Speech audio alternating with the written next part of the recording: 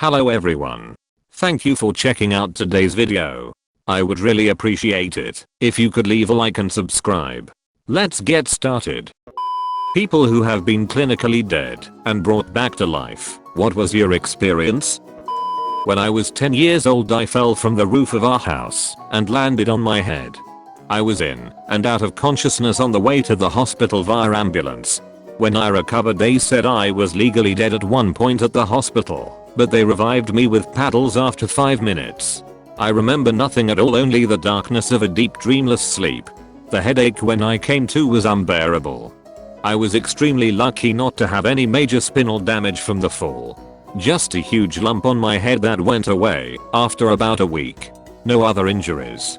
Extremely lucky not to have major spinal damage and also to still be alive. That sounds like it was terrifying for both you and your family. Please stay off roofs from now on. Unfortunately, he now works in the roofing industry.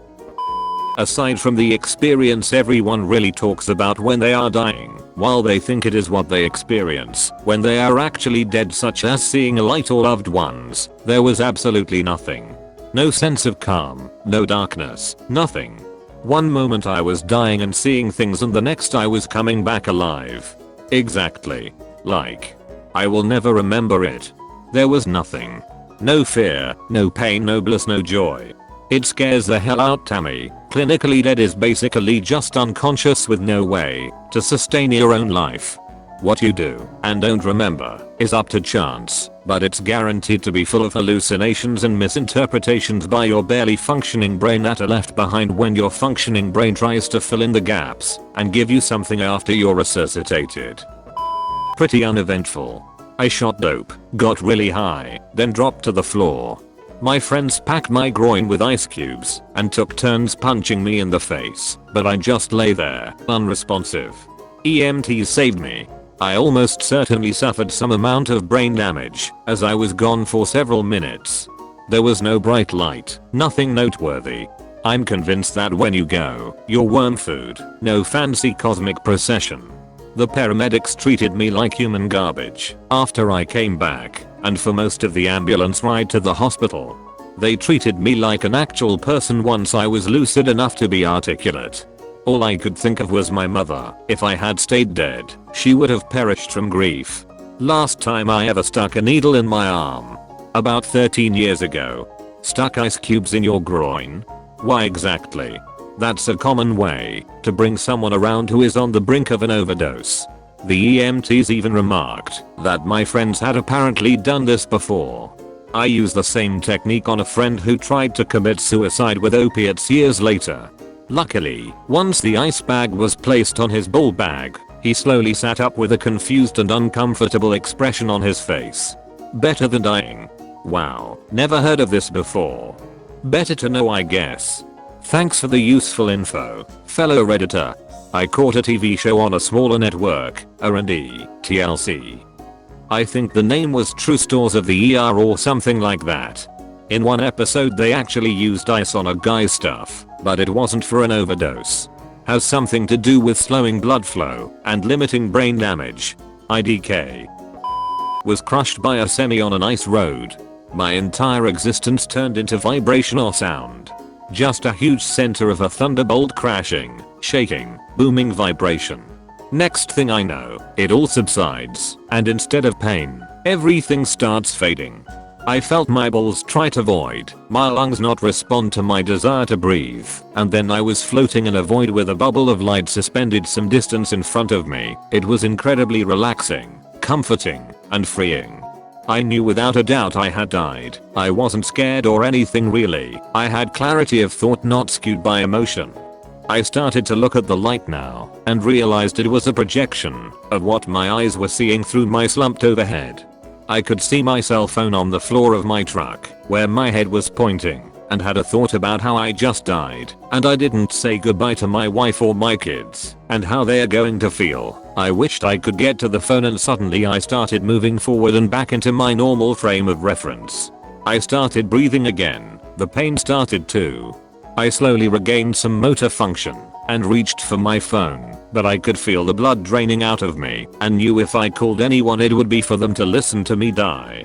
I was conscious again, so I was going to do something. I started feeling around to see what kind of shape I was in. I reached down to my leg, but my fingers just found burger meat. I grabbed at a chunk of jeans and flesh and started pulling until what was left of my lower leg came flopping out from being wrapped around the brake pedal. I then grabbed and squeezed as hard as I could, knowing most people die in this situation because it hurts too much to self-apply pressure on massive trauma. I did it anyways, while screaming with the effort. Long story short, other people came. I got bandaged and bounced around in the back of a pickup for 300 kms, and then met the ambulance, got on the good gas, and bounced between hospitals to get in bed, stapled and stitched back together.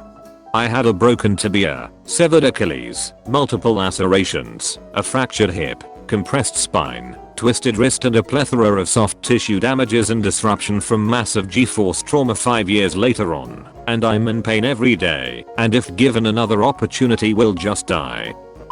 I died in the surgical theater, and again in the recovery room. I don't recall anything from the surgical theater, but the recovery room everything started burning, then I got tunnel vision. What I could see started getting further and further away and everything was fading to black. I remember trying to move my arms, but feeling like they were pinned down by an unmovable object.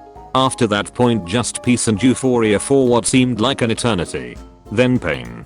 So much pain. Everything was on fire.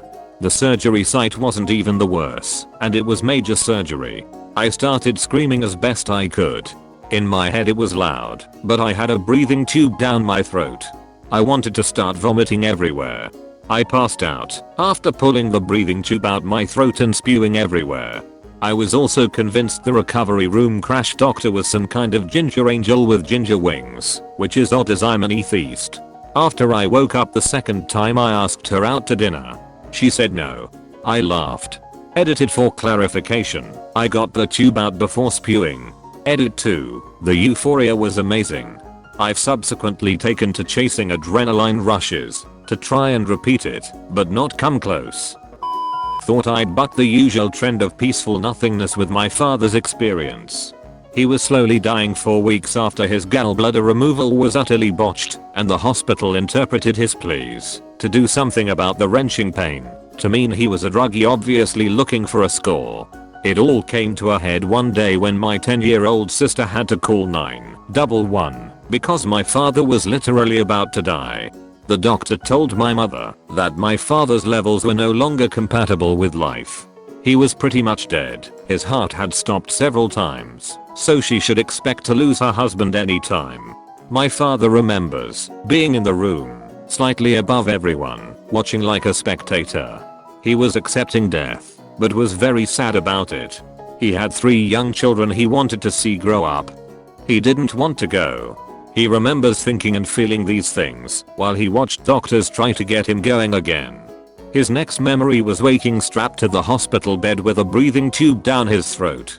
Got one arm free and pulled out the tube before someone found him. Over 25 years later he survived lots of stuff. Stage 4 cancer, Graves' disease, various forms of hepatitis, but that was the closest to death he got, and for him in that exact circumstance, there was some existence outside his body. Your dad sounds like a total badass.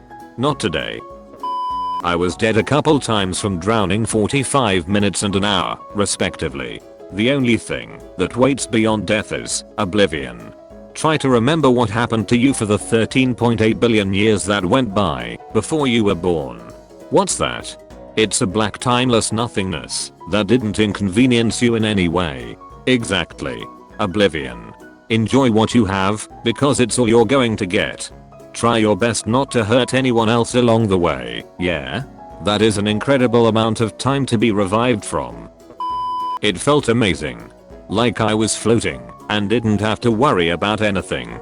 It was like creative mode on Minecraft. I didn't know I was dead, but I knew something was up. Waking up felt weird because my family and friends were there telling me how worried they were and the sadness they felt, but I was sad to be away from the place I was. I wish I enjoyed it more, but at the time I didn't think about, so I really couldn't have. I'm not that afraid of death anymore, but it doesn't mean I'll kill myself to go back to where I was. I do remember leaving the hospital and my first thought was fuck, I have to pay rent. It was like creative mode on Minecraft. Okay, where can I go get clinically dead?